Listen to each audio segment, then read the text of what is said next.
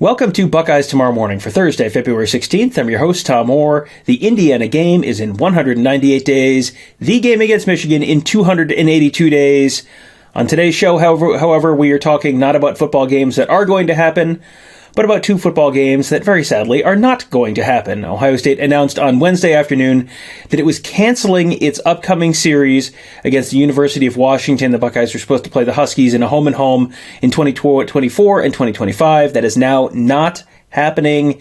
Kevin Noon joins me. Kevin, in 2020, we didn't get to go out to make the scheduled trip to Oregon because of the pandemic. That whole, I'm sure everyone remembers the story there.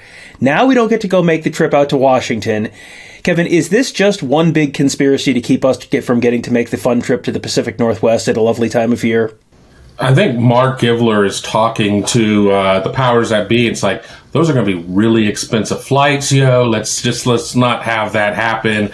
I made the trip out there in 2007 when Ohio State beat Washington the last time these two teams met in the regular season. Remember, they did play each other in the Rose Bowl. It's disappointing. I'm sure there are going to be lots of people out there that are not Ohio State fans. They're going to say Ohio State's out there ducking the Huskies, but I'll throw this one out you, and I only say it half tongue-in-cheek.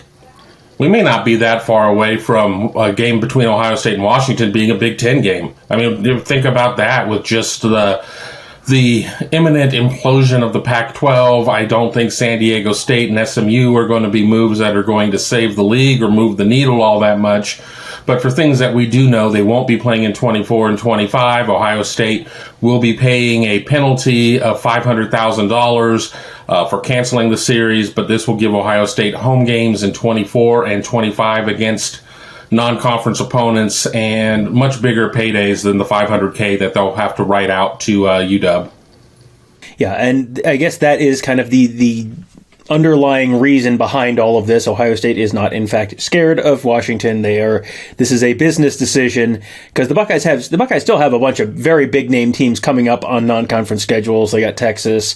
They finished the Notre Dame series this year. Got Alabama and Georgia coming up a little further down the line. So there are still some very big names on there in future years. But, it feels like this is just sort of a reflection of the new realities of college football where Ohio State has to have a certain number of home games because they have to be able to sell a certain number of tickets to make a certain amount of revenue. It feels like this is kind of some of the donor money is going to NIL stuff now, so maybe there's not quite as much flowing into the athletic department coffers, and you have to have extra home games. That's just kind of the reality of the world right now.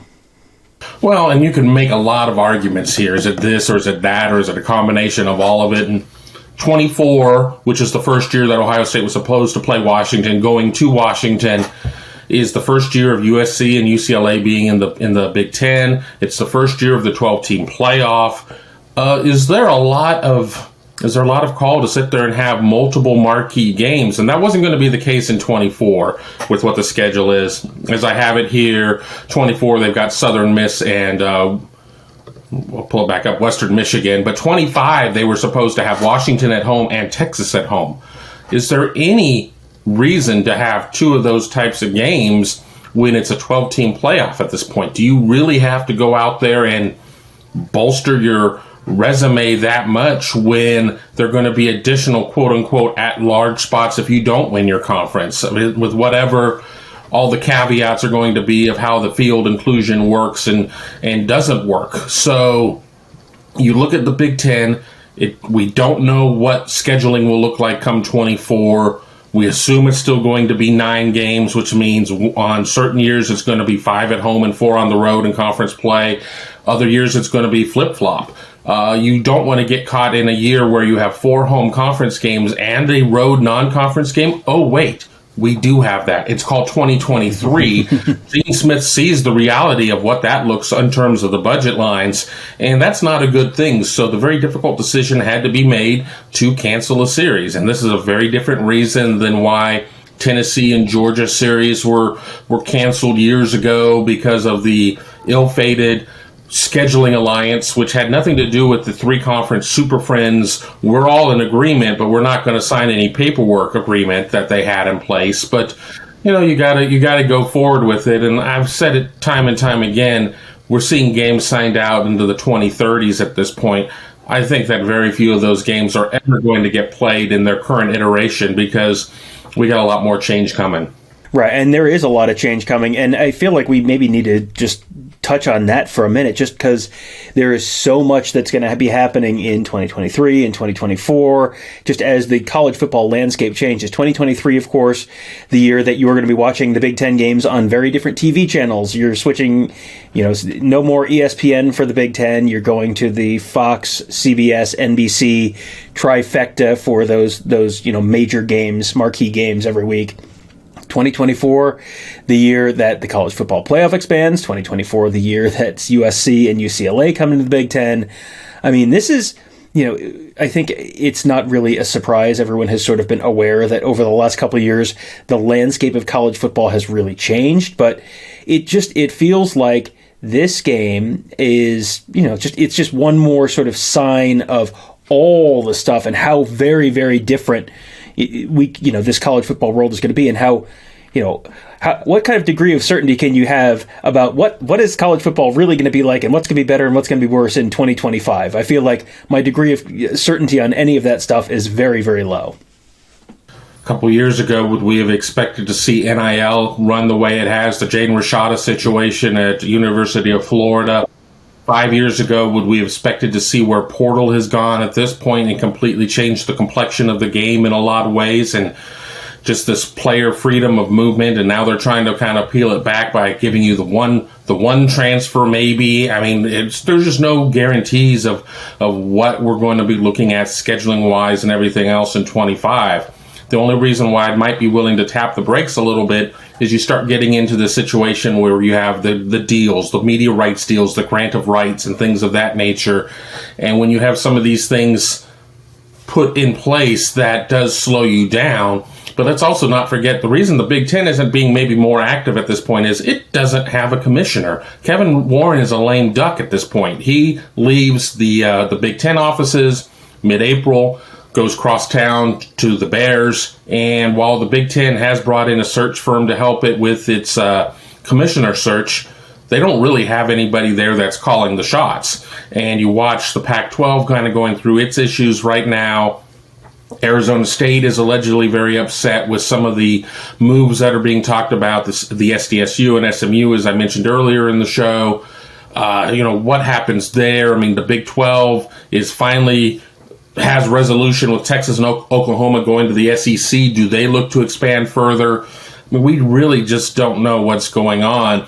And even when we think we have it mapped out, something just takes a straight 180 at that point. So we really just don't know what things are going to look like. One thing that I am looking forward to is the fact that we will get the 24 schedule in October, it sounds like, as opposed to schedules coming out years in advance. So I'll be very curious to see what Big Ten scheduling looks like at that point.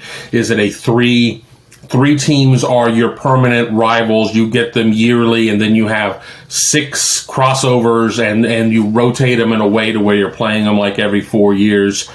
All of this is going on. It really kind of just puts this Washington news way off in the distance, because at the end of the day, it's not necessarily going to change much. You're going to get another home game, another opportunity to see Ohio State play at Ohio Stadium. And while there are going to be a couple people who will be upset about the opportunity not to get to see them in Seattle, I had one of my worst travel experiences trying to get out there in 2007 to see them. Well, the cancellation of that Washington series is just a very small part of the very big changes happening with the college football landscape right now. The Buckeyes do now need a non-conference home game in 2024. That's either going to be September 7th or September 14th.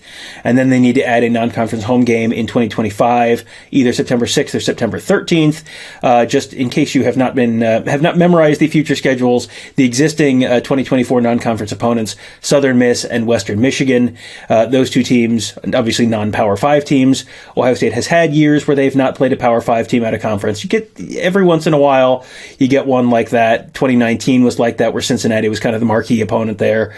And so we'll see who Ohio State manages to add to that 2024 schedule. And then 2025, they play UConn, which again, everyone's kind of shrugging right now. But they also play Texas, and they have the Longhorns coming to Ohio Stadium on August 30th, and then they'll play a return trip to Texas at Darrell K. Royal on September 12th, 2026. So mark your calendars for that right now. But that's just a small part of the very busy, big changes in the college football landscape. And when Ohio State does play Texas, of course, you mentioned earlier they're going to the SEC. They will be SEC members. That one of the other things that's going to be changing in 2024, Texas and Oklahoma shifting to the SEC. So a lot of stuff going on in the next couple of years. It is quite a fantastic time to be in the daily college football podcast business. And look at you, Kevin Noon, getting in on the daily college football podcast business. You keeping very, very good company there. I know another guy who does daily football college football podcasting. But let people know a little bit. You're trying something new with the Big Me Kickoff podcast. Let people know about that. Well, I'm not crazy enough to go 7 days a week, but I am going 5 days a week at this point. We'll see where things go. But you can check out the Big Me Kickoff on weekdays at all of your favorite podcasting outlets, YouTube, iTunes, all of them. And we're recording 3 shows a week, and we're going live twice a week, Tuesdays and Thursdays seems to be the plan. Live shows will run around 11 a.m. Eastern, the recorded shows, whenever I get around to dropping them. But it's exciting getting an opportunity, building up that audience. And, maybe at some point I'll be able to pass up Tony Gerdeman and his Ketchup and become the second most popular show on this channel. Well, dare to dream. It is, yes, it is. I had someone compare it to like the morning show and the afternoon drive time show that we're kind of providing. So if you were a commuter and want to have a little new and different stuff to listen to on your way to and from work, there you go. You got Buckeyes Tomorrow Morning. You got the Big Me Kickoff podcast. Tony and I, of course, doing Buckeye Weekly and all the other great podcasts that you can find on our channel. If you are looking for more podcasts, the best thing you can do is just search Buckeye Huddle wherever you're getting your podcasts. Then you can find all of those shows and more. We have other shows. Mark and Alex do shows and lots of other stuff. Sloopcast and all those guys. So all that you can find on whatever podcast platform you like. And then, of course, also at youtube.com/Buckeye Huddle. We post them all there. If you prefer to watch rather than listen, great. You can do it that way. We're trying to make it as easy as possible for you. Of course, all free. So subscribe wherever fine podcasts are sold. That will do it for today. Thank you guys all for joining us. Have a great day. We'll talk to you tomorrow.